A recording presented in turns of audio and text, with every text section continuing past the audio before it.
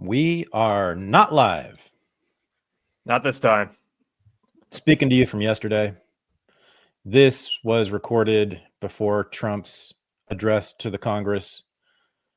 This is Tuesday. We are recording this Tuesday afternoon Eastern time. His speech begins at 9, I believe, Eastern time. Mm-hmm. So we'll see. I mean, the United States might be out of NATO when everyone's watching this, because that's what some people are predicting. I am not. I don't predict that. It would be the most historic thing an American president has done in my lifetime. But he is giving a joint address to Congress, and many people in MAGA and outside of MAGA are predicting that he will announce his intention to withdraw the United States from the North Atlantic Treaty Organization. Now, this is followed on Elon Musk, I believe 2 days ago, I think Monday or Sunday. I'm not sure where he said this. I don't know if you saw this, but he apparently has said publicly that he thinks the United States should leave NATO. I'm hoping, even though I'm with Elon, of course, on this, I'm still hoping that he's not determining foreign policy in the United States. I mean, I hope that Trump does follow what Elon's wishes on this, but in general, I hope he doesn't have any say. Because Elon, I think, probably didn't know what NATO was a couple of years ago. I don't think he knew anything about politics before a couple of years ago, which is annoying in many ways. But yeah, so this could be momentous. What you all are watching and listening to right here could be completely irrelevant, and we could be living in a whole new world. I don't think so. Trump has signaled many times that he supports NATO.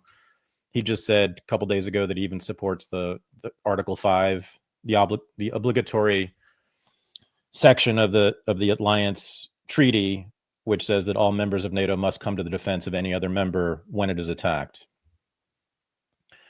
So then we're also, of course, a few days after. In line with that, real quick, all of his rhetoric has been about strengthening NATO. Him, J.D. Vance, and Marco Rubio have all talked about their strategy is to strengthen NATO and get Europe to play a strong role in it. So it doesn't seem like they're going to pull the rug on it.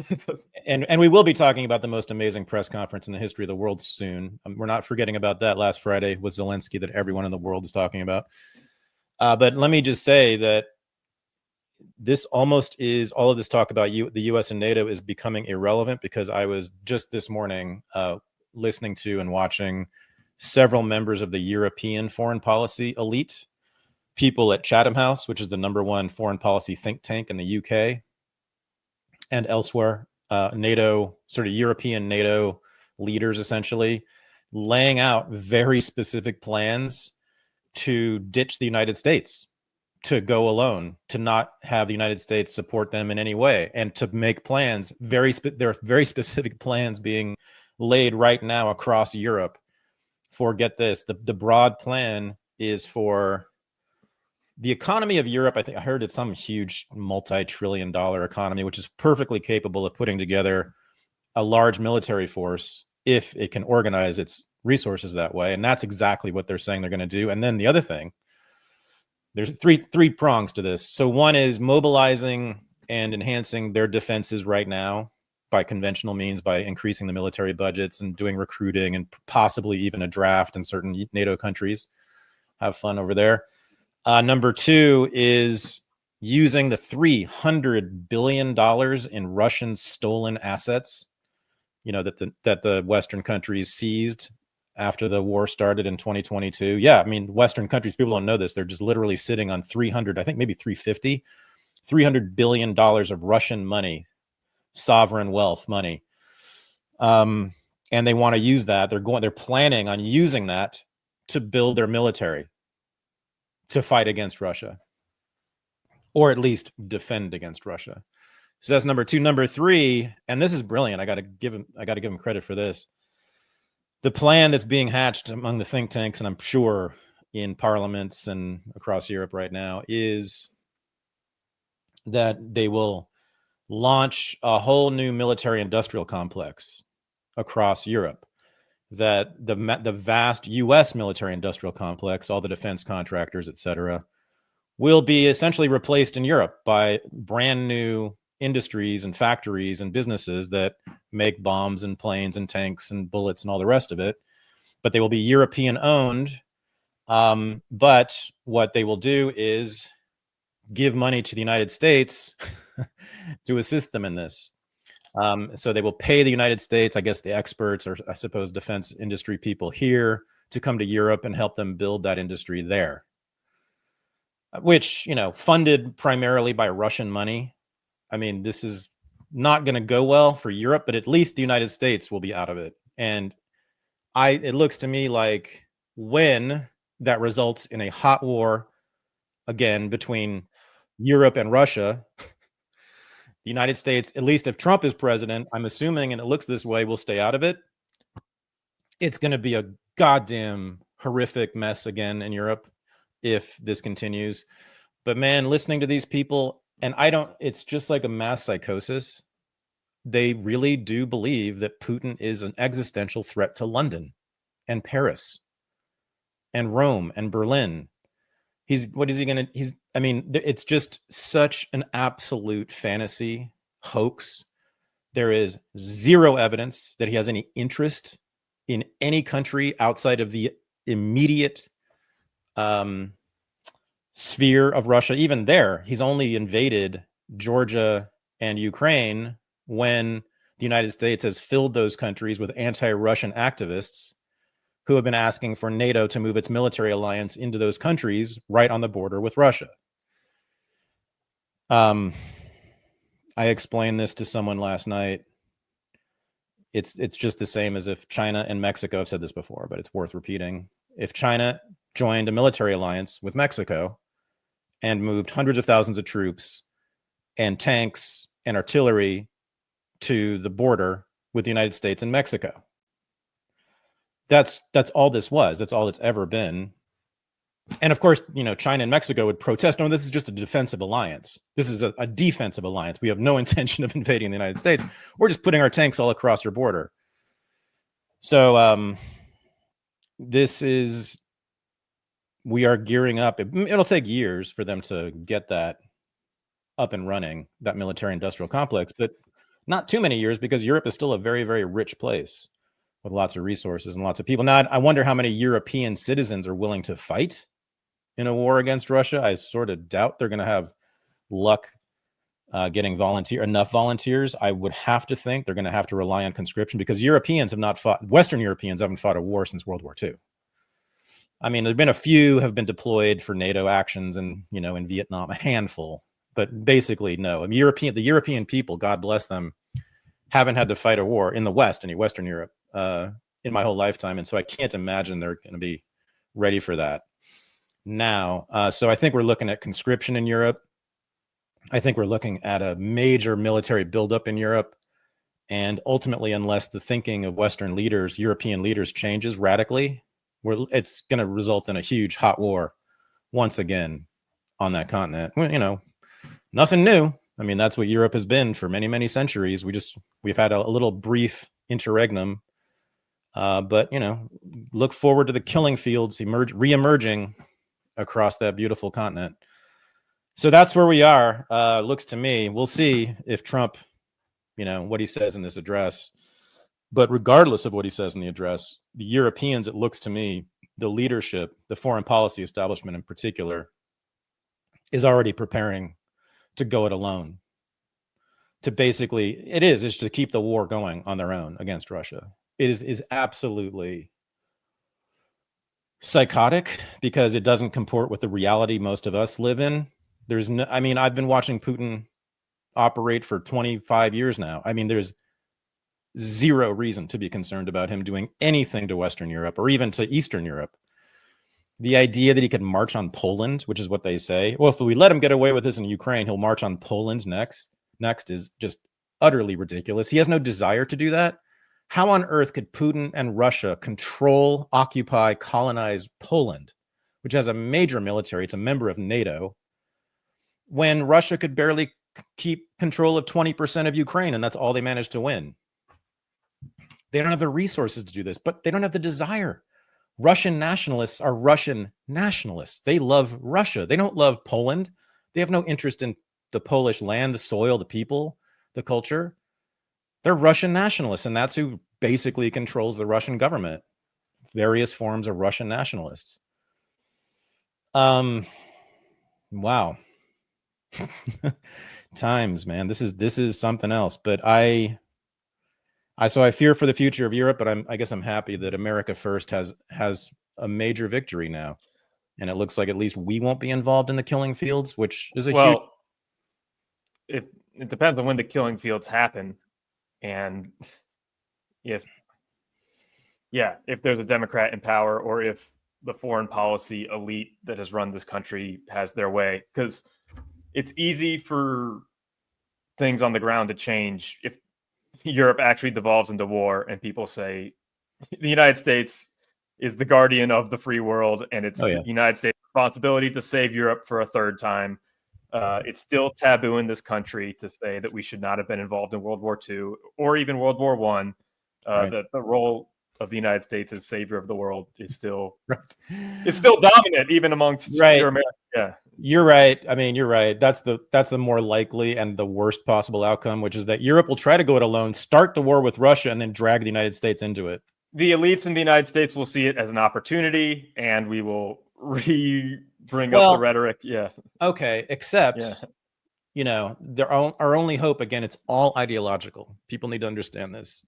Well, I agree. This has almost nothing to do. I mean, it's like psychological. It has nothing to do with sort of deeper economic motivations and none of that stuff. It's not material. And the Marxists are wrong. The world systems analysts, the Wallerstein school, the Marxist analysis of international relations, which is all about economics and control of the industrial core, No, this is pure ideology that I've been talking about and teaching about, and you can take our courses on this since the founding of the Republic. The American political elite, since the 1750s, before there was an America, have been believing that they should run a global American empire that controls the world and uplifts everyone around it and makes everyone into an American. They really believe this in their heart and soul. I don't know, though, how much of the elite still believes it deeply. And I've mentioned this many times. Daniel Bessner was on my show, and he's written about this. He believes the ideology's gone, and they're kind of running on autopilot. It's like a zombie empire. That they don't really believe this stuff anymore about American exceptionalism and American greatness and about making all the world America. They're just sort of running it out of habit. And we'll see. I mean, I don't know. Clearly, MAGA is not a part of that. MAGA does not share that ideology, and that's where they are radically different than all other political parties and major political movements in American history. They rejected entirely the whole concept of an American empire. Now, yes, they support Israel, and they want to kill some Muslims, but that's not imperialist necessarily, not in their minds. They don't want to permanently occupy any place. And this is why they're all at least uncomfortable with NATO. They don't love having 100,000 or whatever it is, US troops in Europe or Korea or the rest of it. They just don't like that, which I join with them wholeheartedly. But yeah, man, I mean, I think you're right. The outcome of this new move toward Europe becoming self-sufficient in terms of its defense and security could actually result in yet another World War III, or a World War III in which the United States is dragged in to save Europe once again. So yeah, we'll see. Yeah, not good. But I mean, it's gonna say but the thing is hold on though.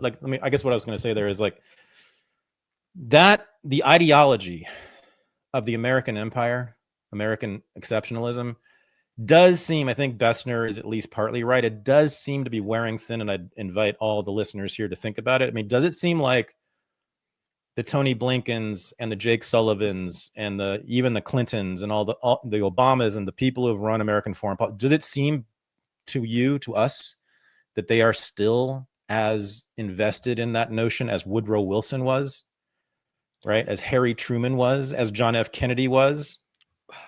I don't know. We'll see. And so if Trump's intervention, J.D. Vance's intervention, sort of ideologically against that notion for many years now, and it's taking hold. You can see huge portions of the American public and the talking heads abandoning this idea too, sort of explicitly saying, yeah, we shouldn't be the world's policemen anymore. Those are not our countries. Ukraine is not of interest to me. If that broadens out, and I think it very well could, by the way, even into liberal minds and even some maybe neocon minds, and because of the expense of it and how in debt we are and so many losses in a row, how many losses have the United States suffered in wars since 1945? Every single conflict we've been in, except for Grenada and Panama. That's it. That's all we won. The big wars, we've lost every single one of them in catastrophic fashion. And so I do think there's a chance, and this is it. This will be truly the pivot, the turning point in American history.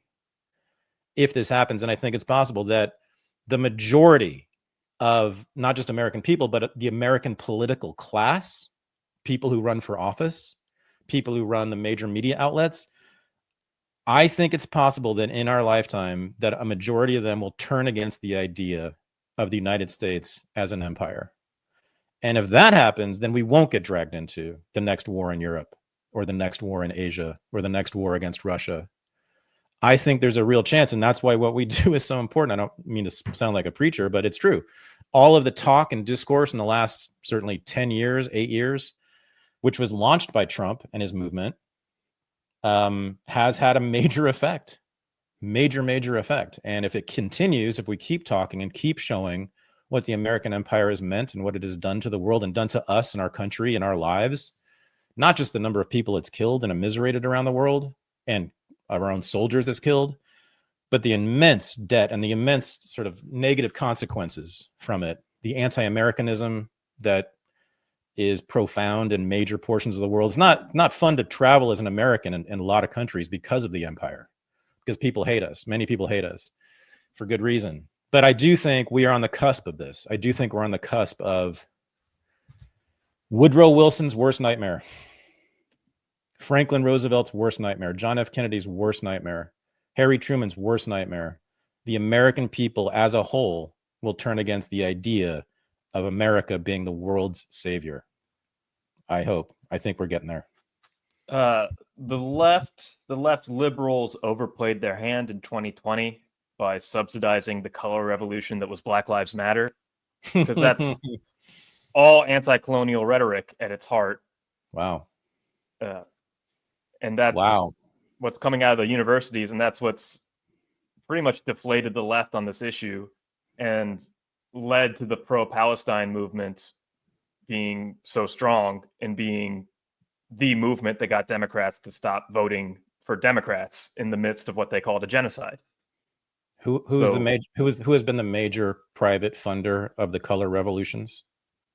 Soros. George Soros. You want to go there, but no. This is where, and who was the major funder, still is, of all the Black Lives Matter organizations? George Soros. It's an interesting.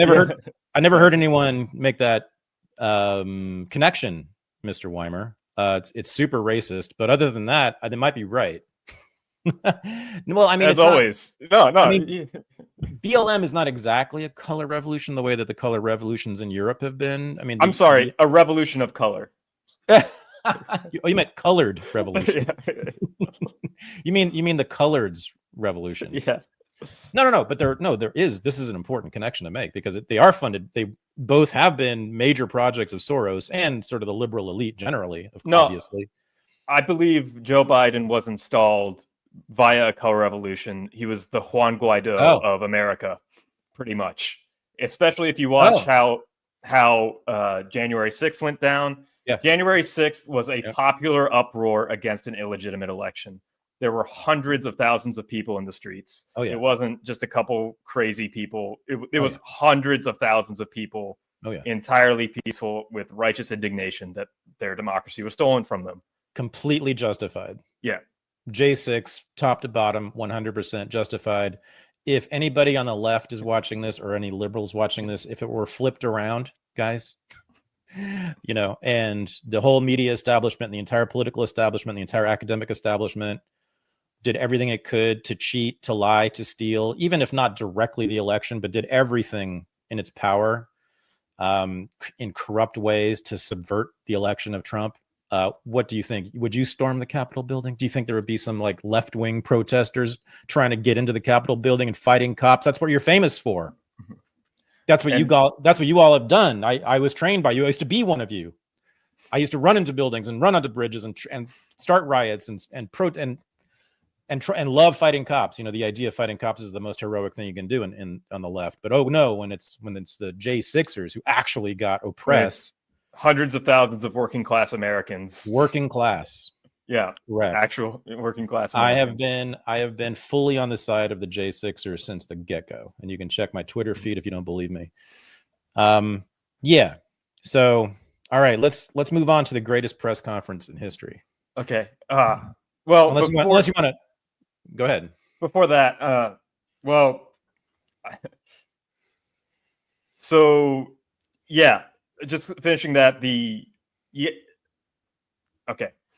I want to introduce some polling data first about where Americans' minds have shifted on this issue. Cool.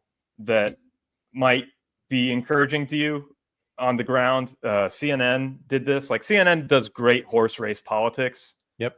And so this is just objectively the best polling data on what Americans think about Russia, Ukraine right now. Well, I think the easiest way we can kind of just ask this is, do Americans like the way that Trump's handling his job and compare it to how they felt about Joe Biden? So this is the net approval rating. You look at Joe Biden back in 2024, he was 22 points underwater. Holy cow. You look at Donald Trump, it's just a different planet entirely. I mean, the gulf between these two is wider than the Gulf of America or Mexico, depending on which side of the aisle you stand on. He's at +2. So look, at this particular point, Americans are giving Donald Trump the benefit of the doubt. He's doing considerably better than Joe Biden was doing on the handling of the Russia-Ukraine conflict. And so on this simple question, I think Americans are saying, okay, Donald Trump's doing all right on this. What about specifically on how they feel about bringing the war to an end? Yeah, okay. So, you know, look, questions on this can be quite complicated, but I think this kind of gets at sort of where the American trend line is. Americans on the Russia-Ukraine war want a quicker end of the war, but Russia keeps its captured land. Look at this, 50%, bare majority coming in here, support Ukraine's right to fight, even if it means a longer war. That's at 48. This is very, very close. But the trend line on this question is so important because that want a quick end of the war, look at this. You go back to August of 2022, it was at 31%. Now we're at 50%. I mean, that is a rocket ship upwards in terms of the Americans who want a quick end to the war, even if it means Russia keeps the captured Ukraine land. Americans are moving closer and closer to wanting a compromise, even if it means that Ukraine doesn't really get what it set out to want, at least at the beginning of this war. And Americans' views on Russia are shifting as well. Absolutely. I mean, one of the reasons why we're seeing this is Americans who say Russia is an enemy. You go back to 2023, it was 64%. In that CBS News YouGov poll, it was down to 34%. Now, there is a chunk that believes that Russia is an unfriendly nation, but the percentage who believe that they're either an ally or friendly, that's up to 34% as well, basically equal to the percentage who say that they're an enemy. So views on Russia have become, let's say, a little less isolated in terms of wanting Russia to be way out there on their own, thinking that they're an enemy. At this particular point, they're starting to see Russia a little bit more friendly, and I think that's part of the reason why Americans want to see a compromise at this particular hour. I mean... It's great news. God bless you, Americans, but it speaks to how fucking stupid you all are, too. 2 years ago, two-thirds of you thought... Yeah. 2 years ago, 2023, that's what it said. 2/3 of you thought Russia was our enemy, and now half of those people don't think that? You know, that means you didn't know a goddamn thing about Russia and probably haven't since then, but just heard noises, I guess, coming out of your something, your Facebook feed or whatever, that sounds like Russia might not. I mean, Jesus, people, read something. But anyway, that's great. And this is why you may not know this. This was just announced like an hour ago, I think, when you were setting up the show. Do you know what Zelenskyy just said today? What? He's ready to deal. He's ready. He's coming to the table. He's okay. Wow. He's ready to deal. Now we'll see. But no, he said he's ready to deal. And I think that's why. I think he knows about these polls. I think he knows about Americans. I think he knows that Americans have flipped yet again. You know, you show them some shiny object and they'll like run to it. And they're running to the shiny object of America first. And more importantly, détente with Russia, which will save, you know, like the whole planet. It's a nice thing. Détente with Russia is this old quaint notion that is being revived now. That we should just get along with them because you know what? They want to fucking trade with us. That's all they want to do. They just want to trade. They want to get our stuff. They're tired of using the Russian smartphone that they had to invent in 2022 because of all the sanctions. They would like to drive American and Western European cars, which they can't because of the sanctions. They love American stuff. McDonald's has moved back in. I think Starbucks has moved back into Russia. Subway is moved back in there. So it's happening. Even when they're gone, they have fake versions of those that are totally total knockoffs. Which suck. Yeah. And so Russians, I mean, yes, of course, there's a lot to Russian culture that Russians love too, but they also love our stuff, and they always have, even under the Soviet Union, as I've said many times here. So yeah, man, Zelensky's ready to come back because Trump kicked his ass, and yet another example of Trump's tactics and his approach in foreign policy actually working. Being rude, which is what all my liberal and neocon friends have been talking about, is how rude they were to Zelensky. That's what really pisses them off. Yeah. Okay. This is the thing. I guess now's the time to play the clip from the meeting. It's another 2-minute plus clip, but I think it's important. It's where things got really testy between them. Give me a second, because I need to calm down, because it's the most beautiful thing I've ever seen, and I've watched it 4 times now because I can't get enough of it. Interesting. So good, so delicious. Okay, go ahead, play it. It's funny. I hear so many different things. Like, I've heard liberals outraged about this. You know, people who live in a total fantasy land, the Marvel, Putin is Thanos people freaking out about this. But I've also seen some moderate Republicans or moderate independent people who voted for Trump saying that his demeanor is embarrassing, and that they just wish that their representative would be polite and calm, and that things could be nice and calm. But I guess beggars can't be choosers. And those are all anti-Russian hacks, right? I mean, they're not necessarily pro-Ukraine. They're not super political people, is what I'm saying. Right. They're just... Right. Yeah, they're just sorry. I like rudeness when it gets peace done. Yeah. They wish that Trump would be nice, and so that they wouldn't be so embarrassed to support him in public. But long story. Okay, This is the meeting. Yeah. I'm talking about the kind of diplomacy that's going to end the destruction of your country. Yes, but if you are Mr. not President, strong... Mr. President, with respect, I think it's disrespectful for you to come into the Oval Office and try to litigate this in front of the American media. Right now, you guys are going around and forcing conscripts to the front lines because you have manpower problems. You should be thanking the President for trying to bring an end to this conflict. Have you ever been to Ukraine that you say what problems we have? I have been to... Come once. I've actually watched and seen the stories, and I know what happens is you bring them on a propaganda tour, Mr. President.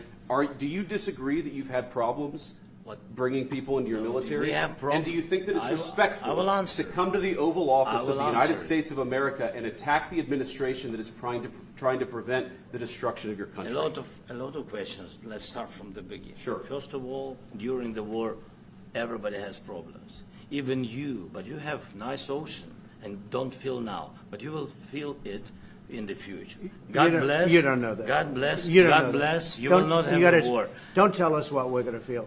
We're trying to solve a problem. Don't tell us what we're going to feel. I'm not telling you. Because you're in no position to dictate that. Remember this. I'm not dictating. You're in no position to dictate what we're going to feel. We're going to feel very good. You will feel influence. We're going to feel very good and very strong. You will feel influence. You're right now not in a very good position. You've allowed yourself to be in a very bad position, and he happens to be right about it. From the very beginning of the war. You're not in a good position. You don't have the cards right now. With us, you start having cards. But right now, you don't. Yeah, you're playing cards.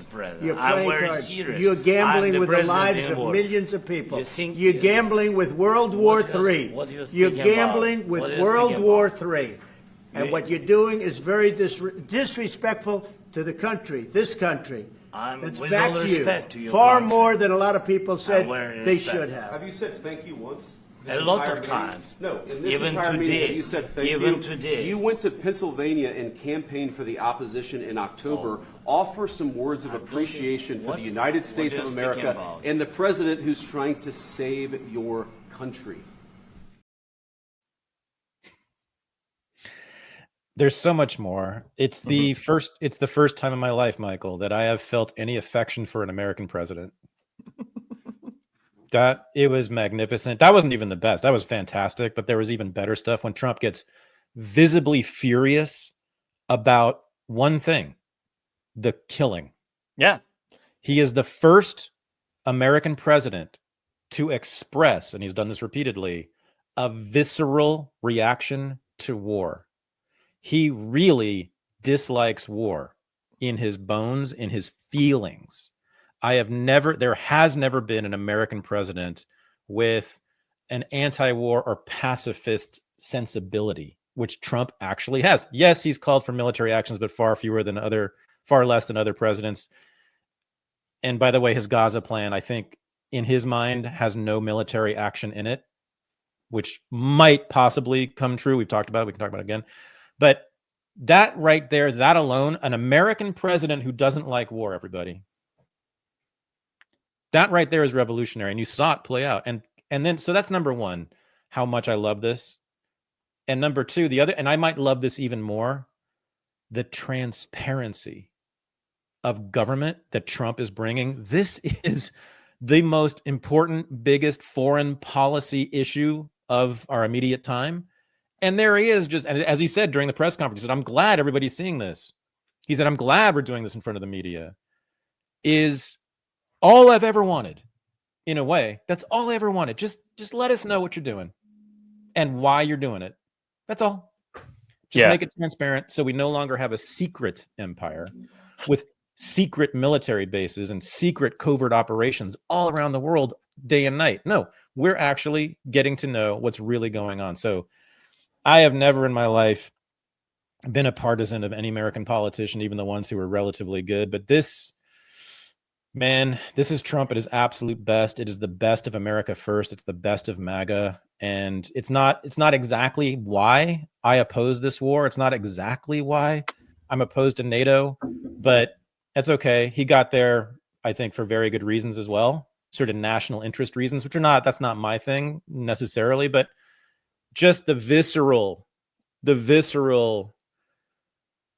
reaction to war is just amazing. And thank God. And I do think if this sort of takes root in the American consciousness and American culture, if people start to think more like Trump about war and about the empire, again, we could be living in a totally different America.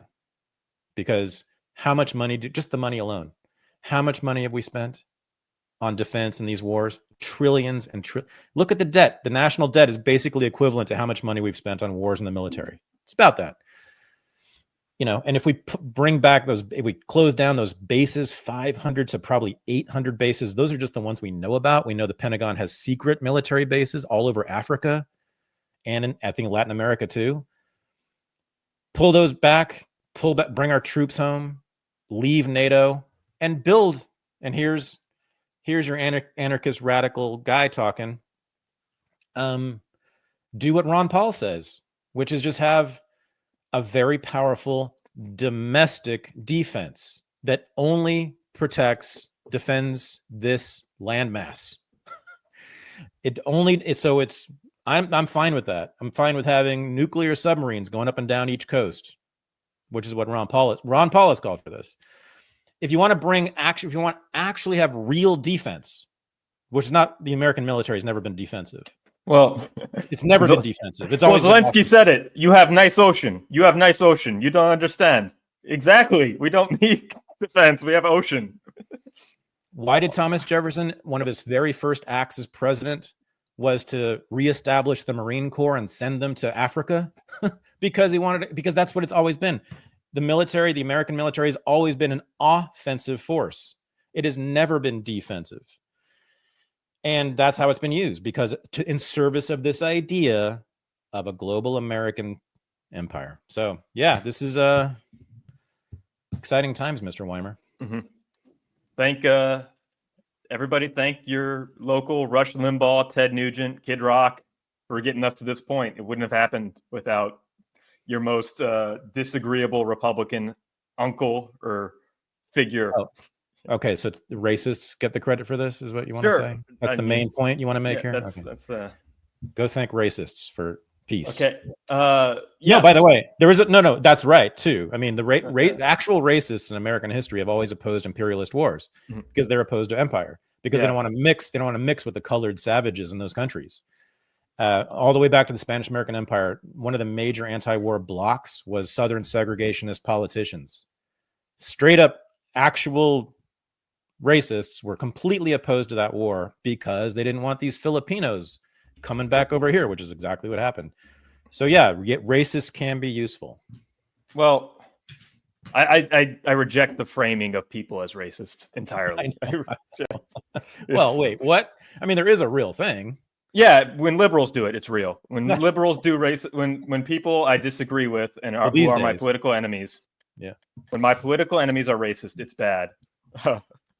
But for real, like it's just an epithet people use. It's not worth like investigating. Really, it's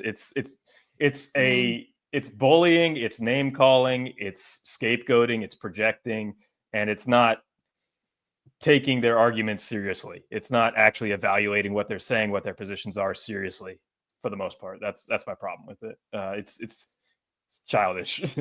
Well, I mean, I don't know. I mean, the belief was that Filipinos were inherently barbaric and primitive and could never become like Americans. They could never become civilized. And so if we have a colonial war where we occupy that country, which we did, we will end up bringing those people back here, which we did. And we all know what the right wing thinks about American cities now and American immigration now and the browning of America. That's, in a way, that's where it started. Okay. But that was racism. I mean, that's fine. I don't, well, it doesn't bother me. It was actually, useful at the time. Well, ask the people in front of the barrel of the gun of American imperialism who the real racist is.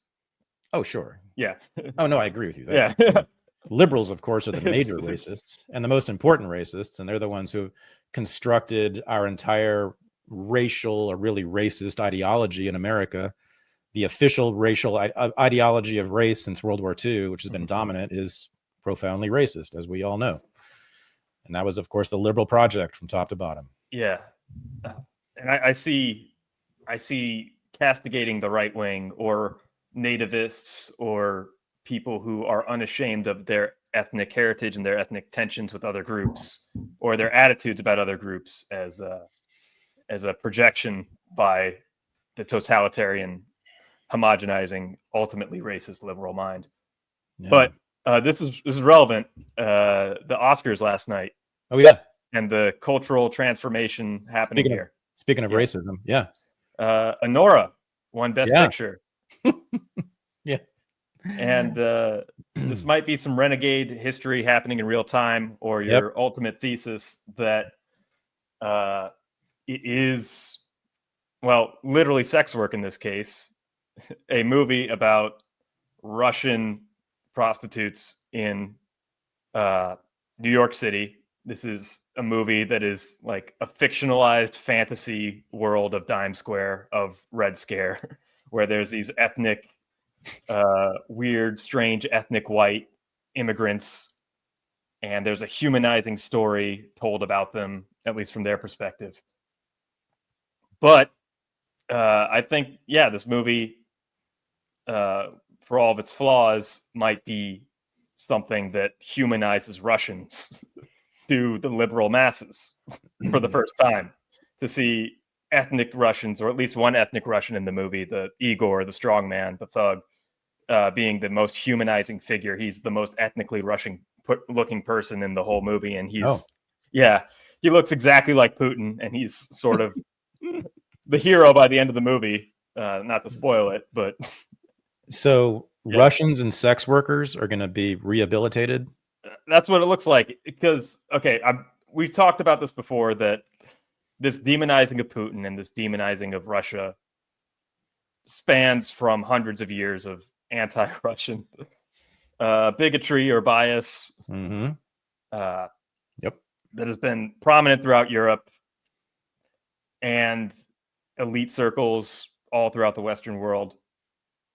And the rhetoric of elite liberals is Russians are subhuman conquerors, and they have no frame of mind to view them as human beings or view them, empathize with them, see things from their eyes. And so this movie that just won Best Picture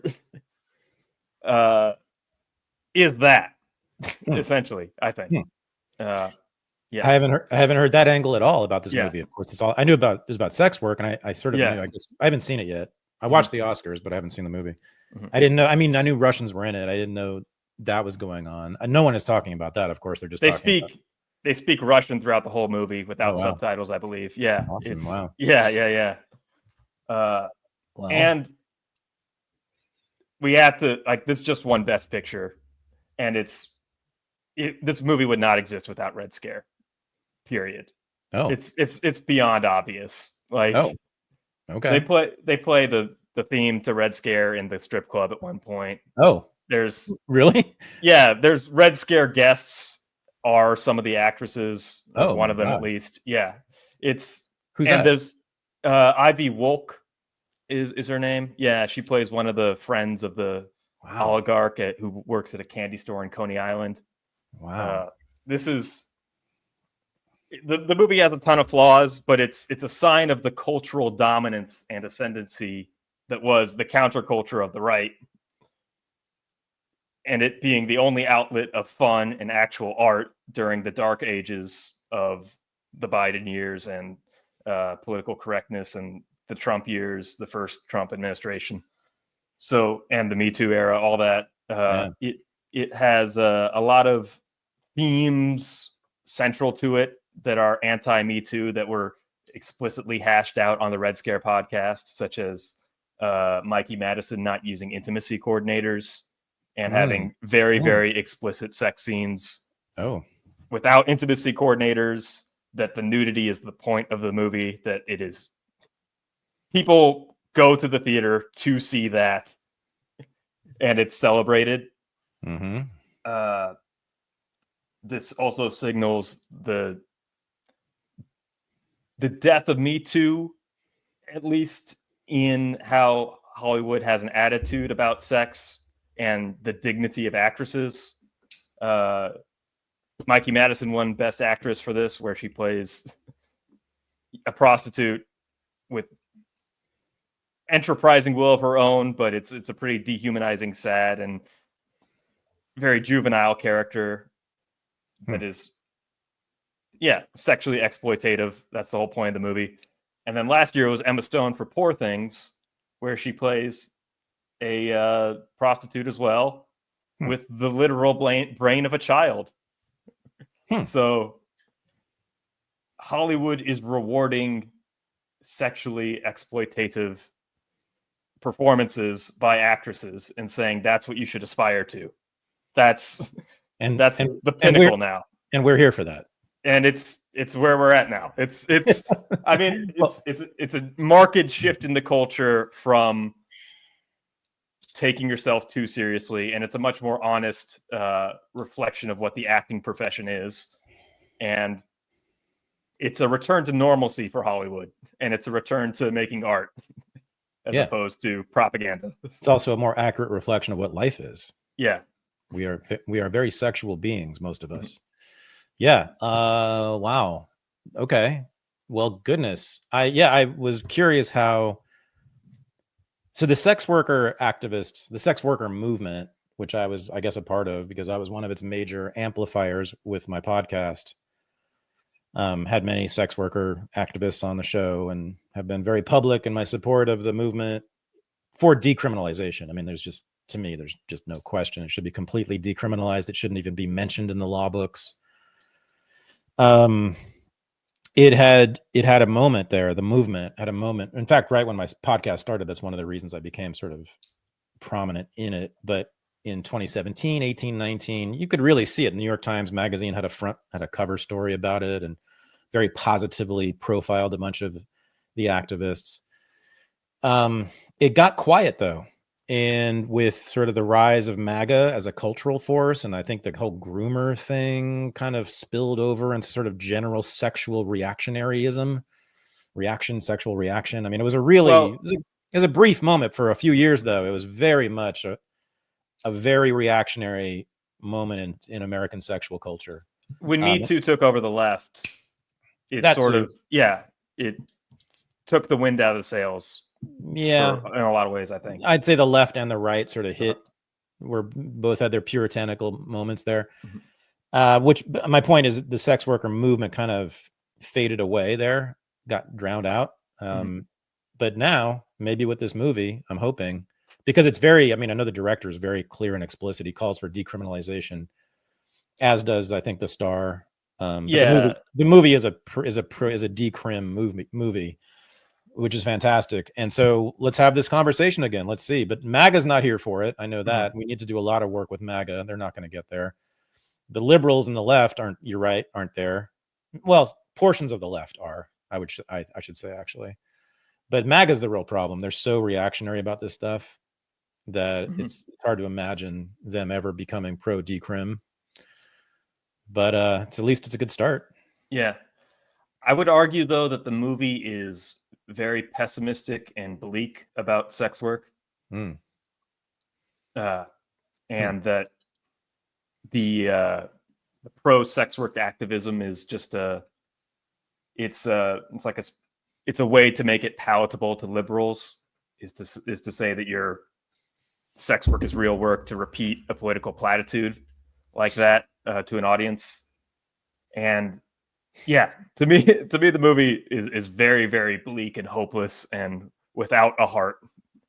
Okay. Yeah. Well, I mean, let me say, so probably the number one argument that's made by opponents of sex work, meaning those who want to keep it criminalized, is that, and I hear this over and over again, is that women would never want to do that work. They only do it because they're forced to, either, by pimps holding a gun to their head or by economic necessity. And by the way, the actual coercive trafficking and sex work is pretty rare. It does happen, very little in this country. It happens in other countries, but anyway, usually it's economic. So everyone should go, if you believe that, go get my book, Renegade History of the United States. Was a survey done of prostitutes in New York City in the 19th century. And a major percentage, very large percentage, said they chose this profession because they were interested in it. And because they liked it, and because it was an easy life and a fun life, etc. These were the things they said. A minority said they did it only out of economic compulsion. And then if you just talk to sex workers now, prominent ones, less prominent ones, strippers, they're all sex workers. And by the way, most of them turn tricks, so they really are sex workers. I mean, I can't even tell you how many women I've known or seen talk about it, have been strippers who said that it's their favorite job ever. They loved it, couldn't get enough of it. Some of them are become addicted to stripping. They love doing it so much. And a lot of them I've heard them say they even like turning tricks. Not all of it, of course. I mean, if you're a streetwalker, no, that's a terrible job. And that's because it's illegal. That's why those women are on the streets, because they banned brothels. We need to have brothels where women control the premises. They hire security. They control the clients, etc. They provide health care and housing, usually, for the women who work there. That's historically what brothels have done. And violence against prostitutes was nil in the brothels. It was idiotic to try to hurt a prostitute in a brothel. They almost always had security. And so, yeah, it's think twice before you assume that no woman would want to do this. Now, I agree that probably most women would find it revolting and disgusting, but it is simply not true that all women feel that way. And in fact, a very substantial, I guess, minority of women historically have thought it was a great thing to do, a great job.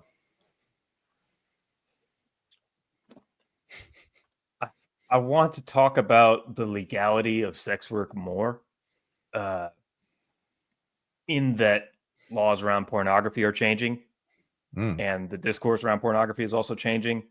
And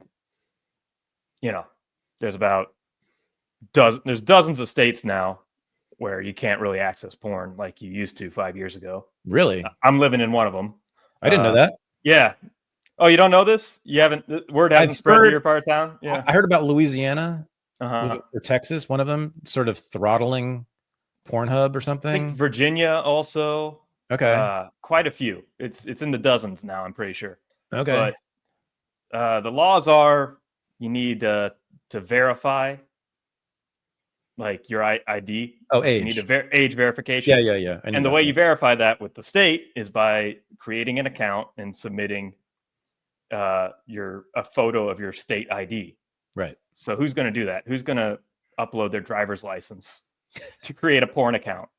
No, with the state of Indiana. Yeah, yeah, yeah. Well, either you're going to get put on a list by the cops, or you're going to get identity theft by a fraud porn site or something, or you're just begging for identity theft. So, wow. Also, because this matters, the companies, I think most of the ones run by MindGeek, I think all the ones run by the big conglomerate MindGeek have shut down their porn sites in all the states that are doing this instead of complying. So they've just shut down the websites in these states, I think, in order to pressure people to lobby. But again, who's going to lobby their congressman and say, I want my porn back? I don't want to go to a DVD store anymore. Like, who's gonna be the person to swallow their pride? You mean besides you and me, who would do that? I don't know. Yeah, I can't think of anybody. It's the lobby. They're local. Like, I'll be out there with a sandwich board, man. Bring my porn back. Yeah. There have been. You know what? I'm gonna riot at the Capitol for that. Yeah. I'm doing J6 over that shit. J6 over it. There have been similar dialogues about online gambling. Oh, in comparison to online porn, in that, with sex work, it used to be, and porn, it used to be, you have to go out to a store, or you have to go out to a strip club or a brothel if you want to consume this stuff. And now, for most people, it's on your phone directly, instantly. You can immediately see whatever you want to see, immediately, over and over and over again, and drain your wallet and your soul immediately. But with gambling, same thing. It used to be you have to go to a casino. My soul is always full. Mm-hmm. Okay, I don't know what I really don't know what you're talking about. It's a mythology about sex that it drains something sacred and essential, whatever. Okay. Yeah, the thing that creates life. I don't know why people will think that there's something sacred about that. Oh. The act of creation itself has anything attached to it. Weimer comes back hard. Okay. Yeah, I don't know. Even the people that venerate, like in Roman times, there were Vestal virgins. Like, and I see this too in modern culture. And Camille Paglia wrote about this, that strippers it's like a church. It's like men are dumbfounded, like worshiping the female form. It's a place of reverence. The smartest, that's my favorite thing that Paglia ever said. Mm-hmm. It's so spot on and brilliant.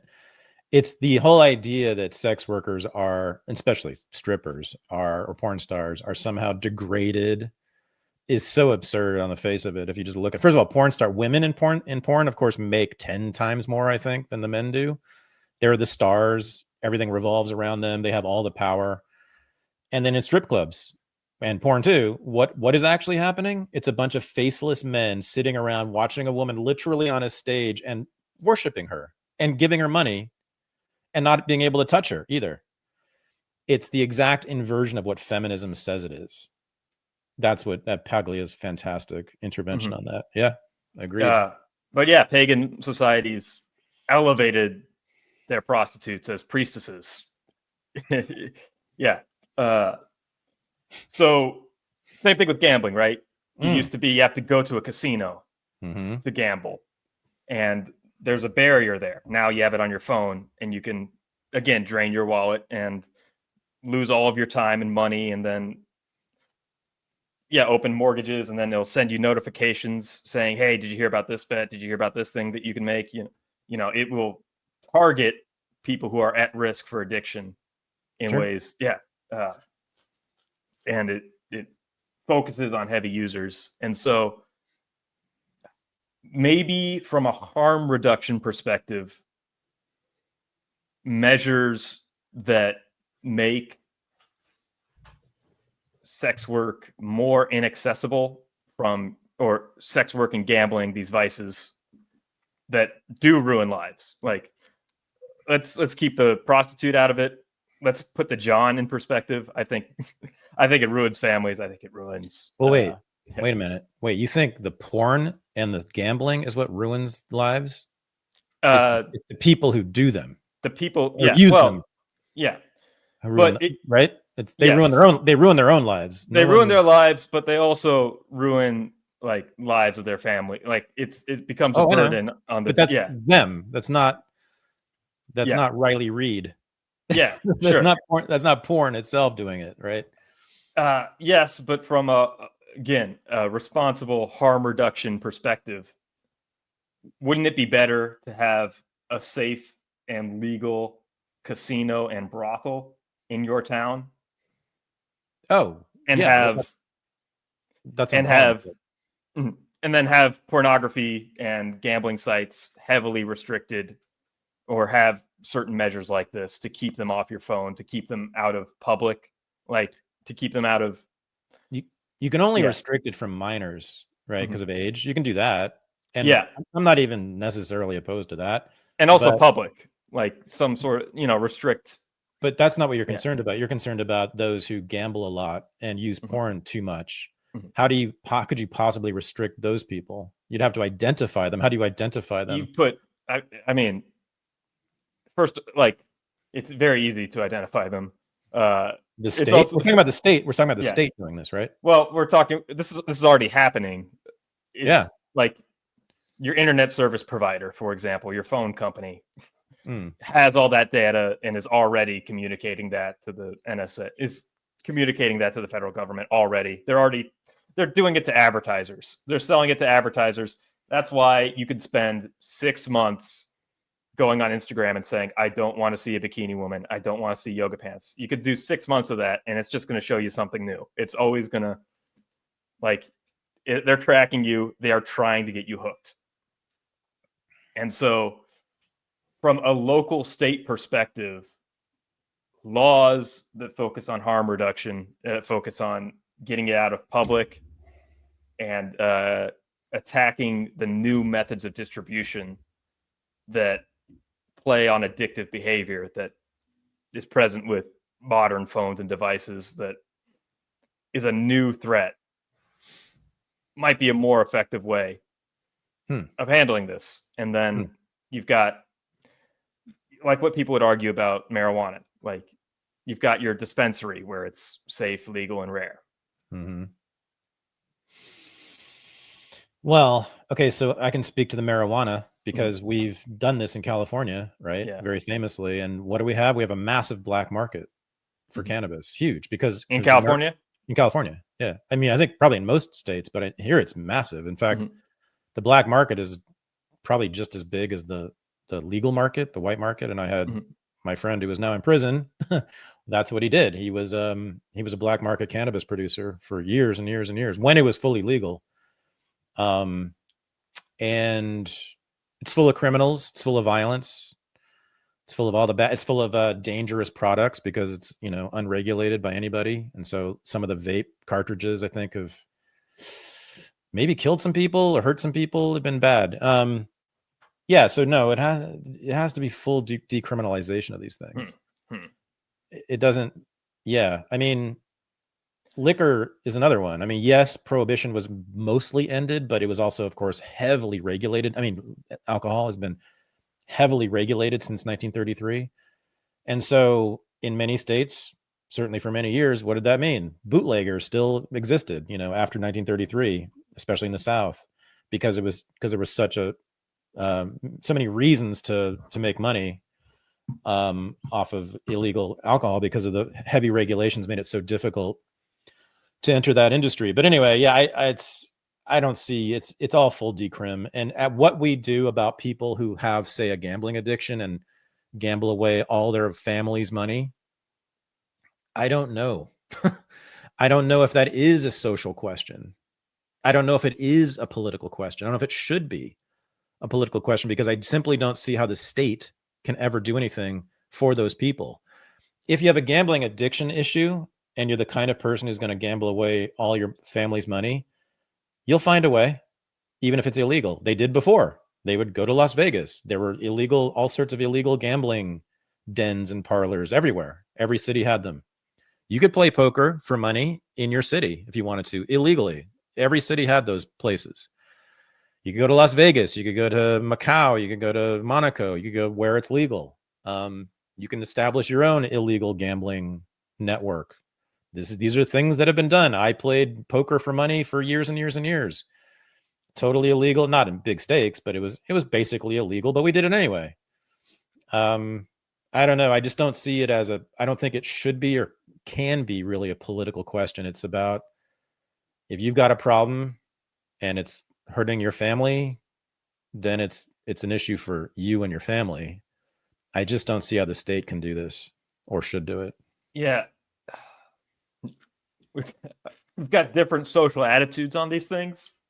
For example, I think it's obvious that gambling, drugs, pornography, gluttony, even like vices, are harmful.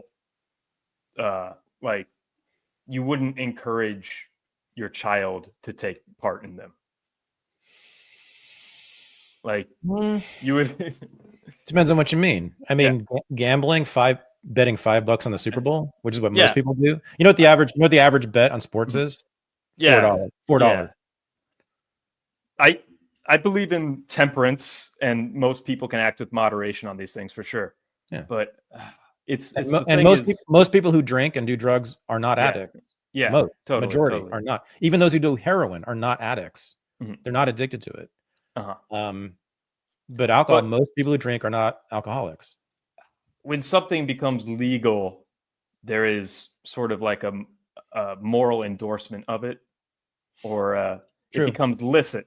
It becomes socially acceptable, and often it becomes something that can be advertised, and it becomes part of public life. So these are concerns, especially with a cell phone, a device that can get these things to you and get you. Yeah.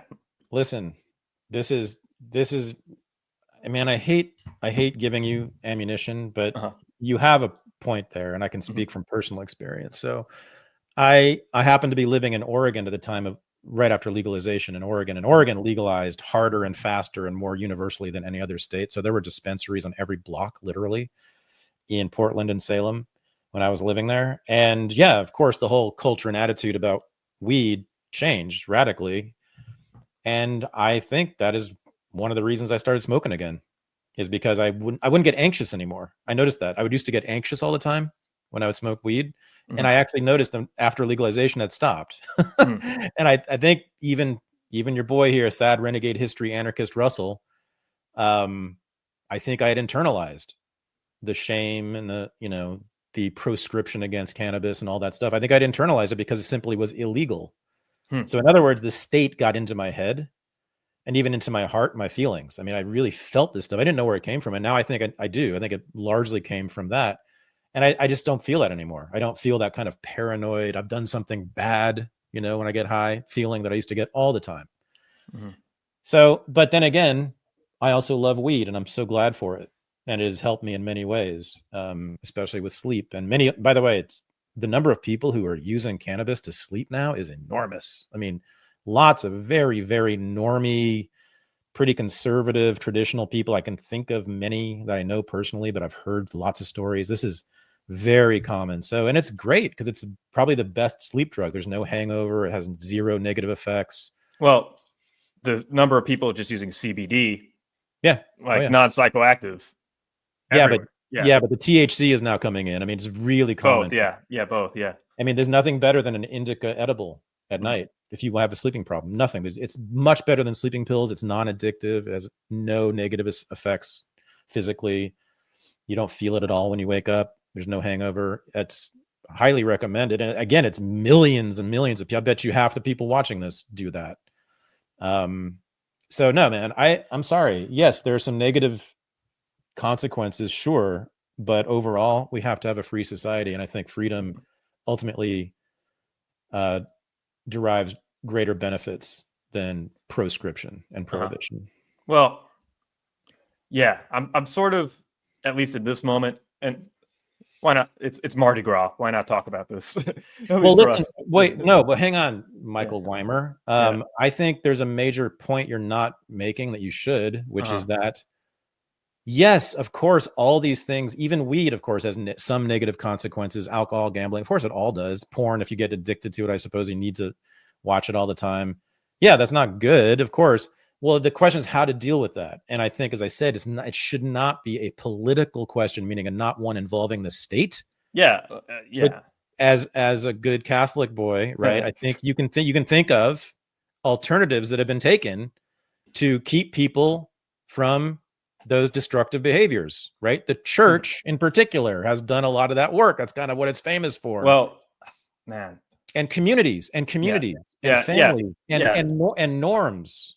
Well, this is what I'm saying is if these things are the state is a dominating reflection of the community, at least. It's, it's this what the state says, like the law dictates society quite a bit. It dictates the psychology of the society quite a bit, or it at least reflects it. Yeah, as I said, the whole cannabis thing, I could see it in my own self. Like, you're right. It shocked me. I didn't expect that to happen, but it's true. But listen, I mean, like, hammers are legal. I can walk right down the street to the hardware store and get a hammer right now, and I could use it to kill someone like immediately, and that's super easy, and that's anybody could do that. But we don't, because everyone in the whole world thinks you're a terrible, evil person if you do that. So the proscriptions are profound. They're entirely moral. I mean, there's also a legal proscription, of course, but that's not why we don't use the hammer to kill people. It's because we think it's a really bad thing to do. So we've almost all of us, except for the handful of serial killers out there, the real sociopaths, almost all of us have internalized that. And we think it's really bad and terrible. Like, the worst thing to do is to use a hammer to kill somebody. So we don't, but it's completely legal to own. I can own 1,000 hammers, right?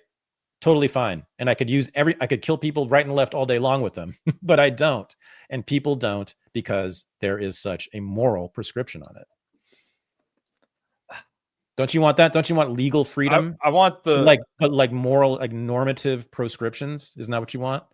Yes, but I'm thinking these things should be nominally illegal and out of public life. Oh.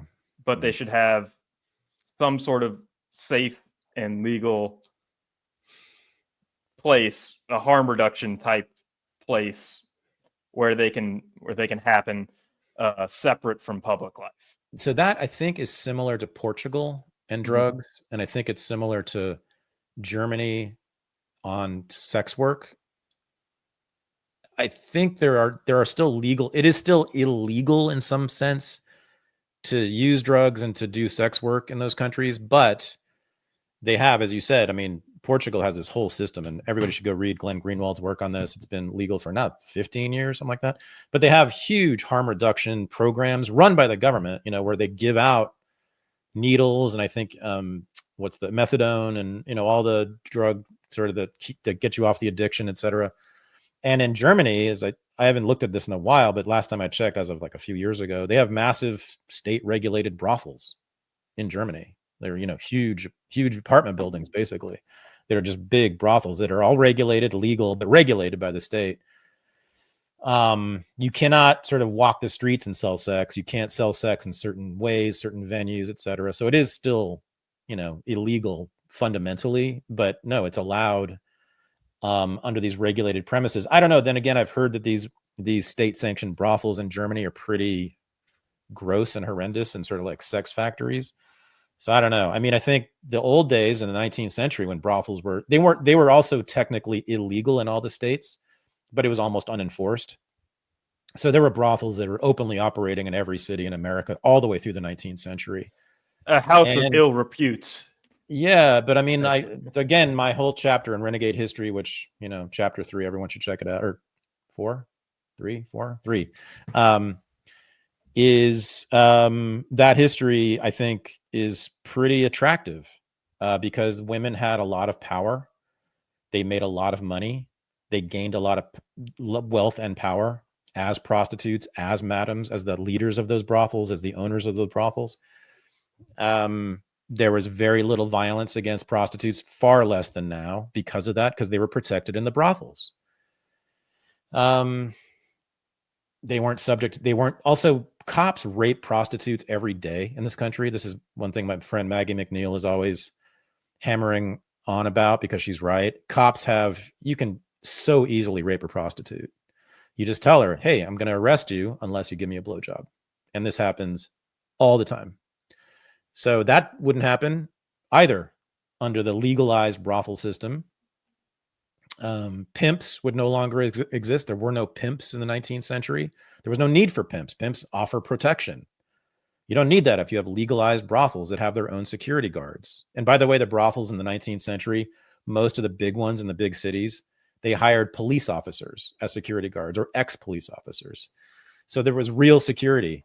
Well, we need to go back to that. You said that these things were nominally illegal still, though. Yes, brothels were in the 19th century. Yeah. Basically what you had was organized crime having more power than the police state. Yeah, I mean, it was only technically illegal. It was like jaywalking. Okay. It wasn't really organized crime. I mean, yes, technically the brothel madams were criminals, I suppose, but it was completely unenforced. So to me, an unenforced crime or law is no law at all. Mm-hmm. Well, that's sort of what I'm saying is like, say it's illegal, so everybody knows that it's illicit, and that I would still feel guilty about smoking. So you still feel guilty about it? Yeah, exactly. So you want me to have that weed anxiety? That's what you want? That's better. Okay, great. Thanks. Okay, it's Mardi Gras. Oh, and Carnival. Speaking of pleasure, exactly. Yeah. I want to talk about did you see these floats that were in Dusseldorf in their carnival parade? No. Okay. Once again, confirming my hypothesis that racism isn't a real thing unless it's exercised by liberals. This is the float in Dusseldorf's carnival parade of AfD leader Alice Weidel. Oh, wow. So lockt etwa eine Alice Weidel als Hexe die Erstwähler in das AfD-Knusperhäuschen mit Social Media als süße Versuchung. What's happening? Yeah, that's a. So for those who don't know, first of all, I can give the big context, which is the AfD.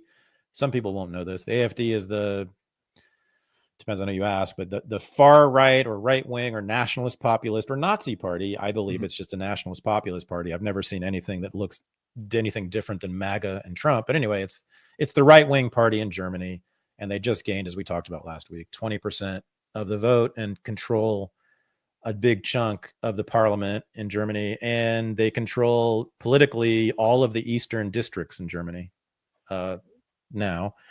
And there's a whole debate about whether they're actual Nazis. Again, I've seen zero evidence. Although, was that a swastika being handed by Alice Weidel to somebody? Alice Weidel is the head of the AfD. Yeah. So what was happening there? I think she's handing a swastika cookie. I think she's a witch. I can play the 10-second clip again, but I think she's being portrayed as like a Hansel and Gretel witch to like two East German kids, like the youth of East Germany. And she is handing the cookie, tempting the East German kids to come back. This is their enemies, of course. Yes. These are liberals in Germany doing the float. These are liberals in Germany doing the float, mocking them. They did one of Elon Musk as well. I can show. Play it again. Play it again. Yeah. So short. So lockt etwa eine Alice Weidel als Hexe die Erstwähler in das AfD-Knusperhäuschen mit Social Media als süße Versuchung. Yeah. Right. Yeah, I mean, I've been looking into this a lot. I still have not found. I'm sure there are some people in the AfD with Nazi sympathies, but man, we talked about this. We don't have to go into this. Yeah. I have seen zero evidence that they are anything other than a very basic nationalist populist party who want to restrict immigration and leave NATO. That's it. But again, when liberals have their righteous indignation and they're going after their political enemies, they can portray them as witches with big noses. Right. And they could use whatever racist imagery they want to. They can use the swastika in their pieces of art. This is in Germany, where the swastika is pretty much illegal. You had SS on the gingerbread house. You had 88 on there. You had a ton of Nazi wording and paraphernalia and art that is totally illicit in Germany. but it's totally acceptable when liberals want to mock their political opponents. It's never even thought of as a problem. And if you use it in the service of NATO, it's fine. Yeah. And, you know, it's not racist when we portray our political enemies as hook-nosed witches. Well, and how do they speak about Russians? Yeah. Russians they talk about this all the time. Russians have like a genetic predisposition to war and empire and conquest and expansion, and it's totally wrong. But that's completely, it's racist. I mean, the anti-Russian racism is just that. It's racism. They believe there is something about there's a Russian soul, a Russian essence, a Russian biology, I guess, which determines the way Russians have thought for centuries. It's pure liberal racism, no doubt about it. In service of empire, in service of basically Western and American empire, and the ultimate goal is to really conquer and break apart Russia, which, by the way, I just want to mention that, like, it's very clear if you look at the rhetoric. Going back to Brzezinski's Grand Chessboard in 97, he calls for this. Take our course at Unregistered Academy. But the think tanks since then have been calling for the decentralization or decolonization of Russia, to break it apart into multiple little statelets that can be more easily controlled by the West, and which will never be able to mount a serious military challenge to the West or to America. That's what they want to do. And that's what that float was in service of. An offensive war against Russia, ultimately, is what that's about. That's the main crime of the AfD.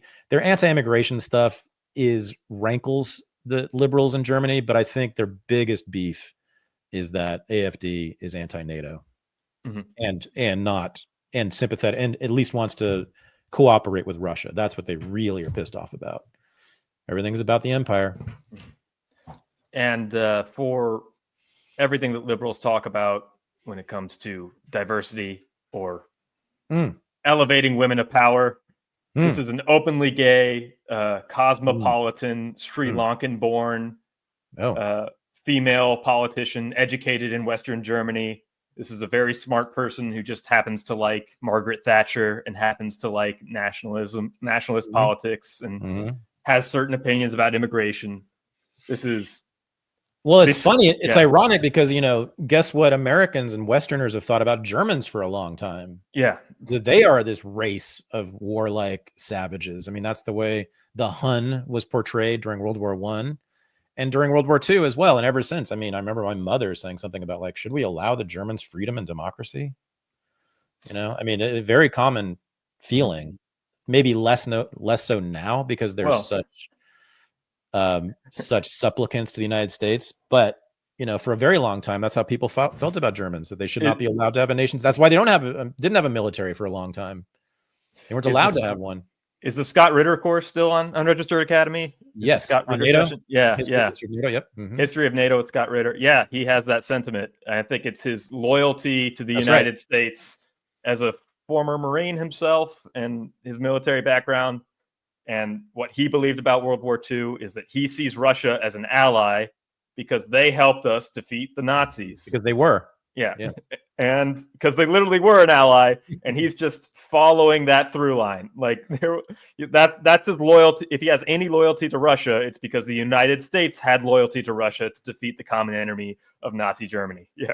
Because Russia actually defeated Nazism. Yeah.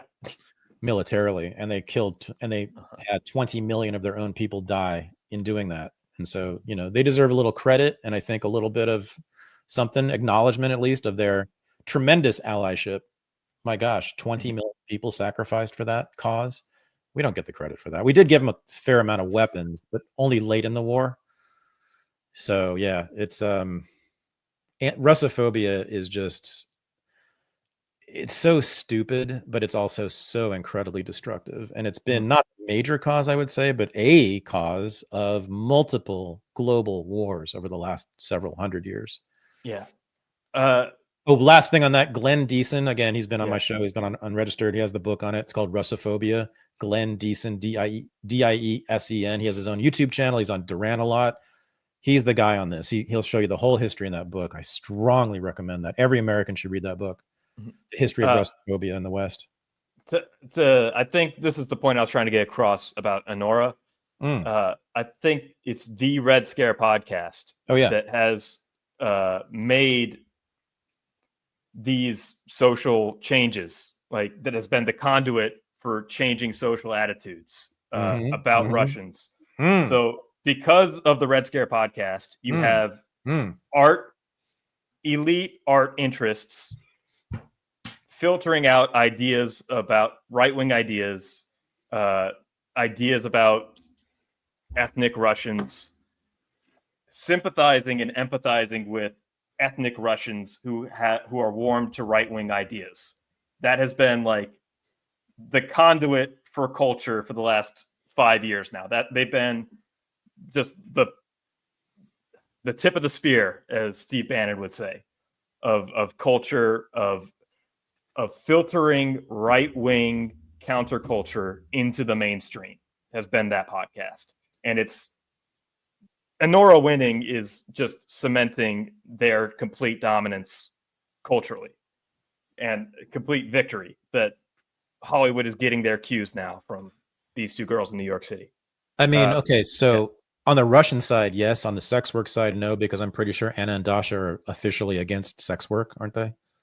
They are. I don't know. I don't know about their particular attitudes about it, but they have made denigrating comments about themselves and basically say that people listen to us not because we're so smart and we're so intelligent, and they say people listen to us because we're like their favorite little ASMR friendship simulator.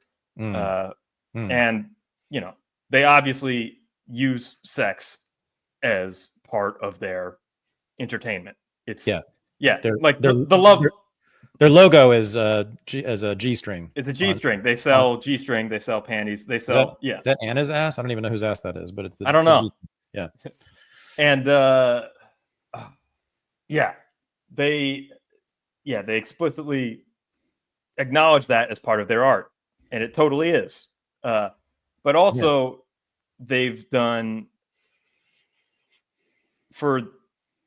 they're also the conduit to the right wing in that they are introducing right wing, what you would call incels. I don't like that term, but right wing countercultural posters who do not interact with women regularly, who have tons of scorn for women in their lives, and who see women as their oppressors. They have provided a safe haven for a lot of isolated young men to say, hey, women aren't that bad. Hey, they're at least, you know what, all the women in your life may suck, but here are two cool women who think you're cool and who think that things you like are cool also. And that has been the most productive global force for good. Like de-radicalizing the right from their misogyny and de-radicalizing the left from their Russophobia. The average episode of Red Scare almost certainly has a far larger audience than the average episode of anything on MSNBC. I think you're right. And they're not the only ones. I mean, there is a whole network of dissident or right-wing or illiberal, anti-liberal podcasts out there. I mean, there's of course Rogan too, but there's many, many of us, you know, out there. And I think and our audience collectively is vastly larger than CNN, MSNBC, and PBS put together, vastly larger. I mean, you can even take Rogan out. Rogan alone is the biggest audience in the history of the world. The history of the media world, Joe Rogan's audience is the biggest of all time in the world history. But then there's this whole network of other podcasts too that are also collectively enormous and have a far greater influence than anything on the boomer channels. So I think you're right. I think that's in large part what we're seeing now with the rise of Trump again is the victory of those podcasts and those alt media dissident people in changing the culture. They've actually succeeded. I think you're right. And they are continuing to do so. And I think maybe you're right. These attitudes toward Russia, which could actually save the world, these attitudes about Russia among Americans changing over the last couple of years, I think in large part, you're right. I think that does come from the alt world of podcasts. So we are taking credit for this. Mm-hmm. World peace is because of us, but I kind of mean that. I think you're right. You're right. Yeah, it's totally swimming upward from that. And so it makes me wonder what the liberal counterculture will be in the next 10 to 15 years, if there, or what the landscape will be like culturally if total Trump victory just dominates and we have the 80s again, like we had with Reagan, or right. what it's going to be like. Right. Yeah. There was a scene in White Lotus, the new. Speaking of, right? Which I didn't like the first season, but I mean, a lot of smart people love it, and a lot of people are really into it. And I'm sure it's having a cultural impact, and that comes straight out of Red Scare. Yeah. The scene that just get viral this week was a gathering. Well, like I believe they're on vacation together, and it's a bunch of families on vacation catching up, and a bunch of housewives drinking together. And you all assume that because they're because they're housewives drinking expensive wine at an expensive resort, that they're all liberals, and they assume that. And this is the black sheep housewife who just moved to Austin, talking about how great it is to go to church every week and how great it is to be in Austin. And all the other housewives were like, yeah, but they're all crazy Trump people down there. And she's like, they're not so bad. And it's like slowly milking out of her that she probably voted for Trump and that her husband did, and that she's not buying into the liberal hysteria anymore. And for the first time in popular media, the Trump voter is portrayed as the rational one, the person with a level head on their shoulders, the cool person, and the Democrat housewives are viewed as hysterical and uncool and a thing of the past. Wow. Yeah. Now it's going to reverse. We're going to start having LDS, liberal derangement syndrome, and we're going to get accused of being too hysterical about liberals being crazy, but they are crazy and dangerous and destructive. Everything that MAGA says about liberals, except for the grooming part, is right. Although they do groom them politically for sure, but no, it's that's great. No, this is a sea change, or maybe it's the beginning of a sea change. I think, I don't think we're there yet. I mean, the liberals are still holding on pretty tight. I mean, all my friends from high school and college have Ukraine flags on their profiles now. They're still holding on. But they seem more and more like a thing of the past, and it seems more and more impotent every day. Like they're just shouting into the void, and there's nothing they can actually do because they're not in power anymore. Yeah. Will ideas of systemic racism and sexism and transphobia, those ideas, will those ever gain that kind of purchase again in American life? It's hard to see it, actually, which is incredible given 5 years ago that's all we were doing is talking about how everybody was racist. But I don't know, there was something, the back of liberalism, the liberal culture that we know, was broken. Not just by Trump's victory, but as you said, I think more profoundly and fundamentally by this enormous alt media landscape. Here's the thing that would bring that back. Wow. This is what I was trying to talk about last week. Elon, I think Elon is heroic for what he's done with Twitter and helping Trump win, but he is horrible for Trump's aesthetics. He makes Trump uncool. True. So, like when his kid was picking his nose and wiping it on the desk. Yeah, or the fact it's just he brings Trump's aesthetic, which is soap operas, as stealing this from Jack Mason, but it's soap operas, gold plating, lots of gold plating, and he brings it down to AI, black and white, social media slop. It's black and white Cybertrucks, AI generated slop. Gross. That's what it looks like. He makes Trump look gross, which is hard to do. And if that becomes dominant, there's going to be a warranted countercultural reaction to that. Do you think Elon Musk will still be working for the federal government at the end of this year? At the end of this year? Hell no. I think he's got a very short shelf life. I I just can't see it. I think there's going to be some huge mistake that he makes. Trump's going to that'll be impossible for Trump to tolerate. Scandals. I mean, his baby mama situation, 13 kids by how many different, and he just had a new one recently, all illicit. I mean, he's so autistic. I mean, that whole thing with bringing his kid into the Oval Office to do that. You know what I'm talking about, right? When he wipes, his kid was picking his nose and wiping the boogers on Trump's desk and telling Trump to be quiet. And I mean, he just doesn't know how to handle himself. And also, you know, the Nazi salute or whatever it was. I mean, I don't think it was a real Nazi salute, but he does things like that are not good for Trump, that, you know, create lots and lots of noise when he just wants to get policy passed. I think Elon, I mean, again, I shouldn't be predicting. It's never a good idea to predict in politics, but I just can't. I'd be shocked if he lasts more than a few more months. I'd be amazed if he makes it to the summer before something blows up that relationship. His mystique is ruined by being in the public so much. He used to have this mystique about him that made him more powerful and more. So something might happen, but I think if he leaves the federal government, it'll be of his own doing. I think it'll be. Yeah, that's probably more likely, actually. Well, I could see either way. Could be a mutual parting of the ways. I just think he's going to make some horrendous mistake or multiple horrendous mistakes that are so embarrassing.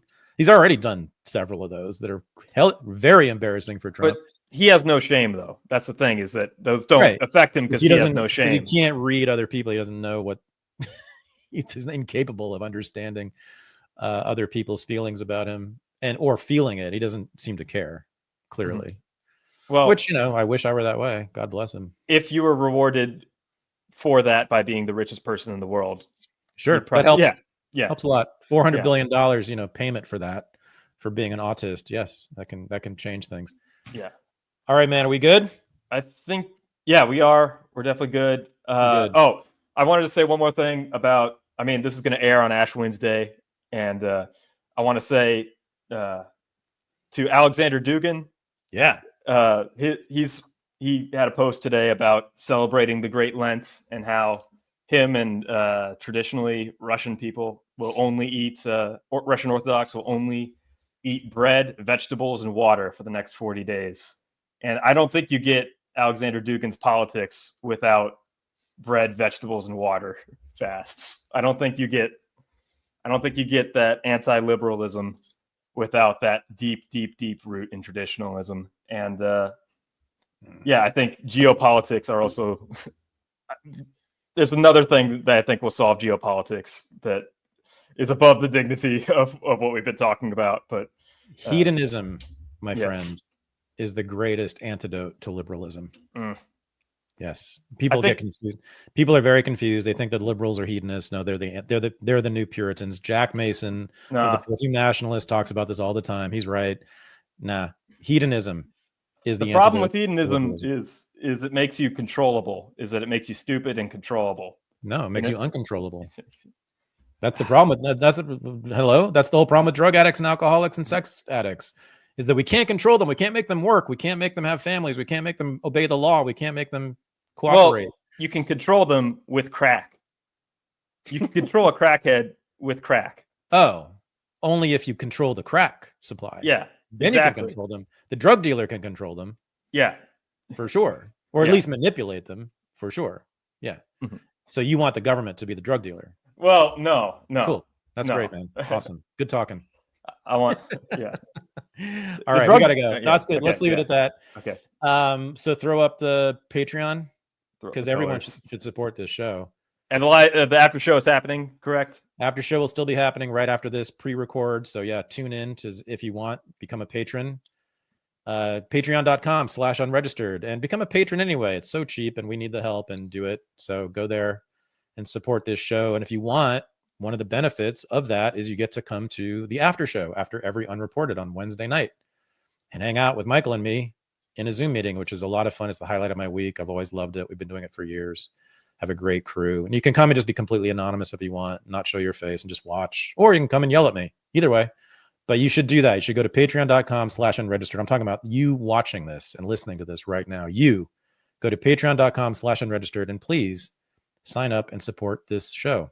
Thank you very much, Michael. You're awesome, even though you're wrong about everything. Yeah.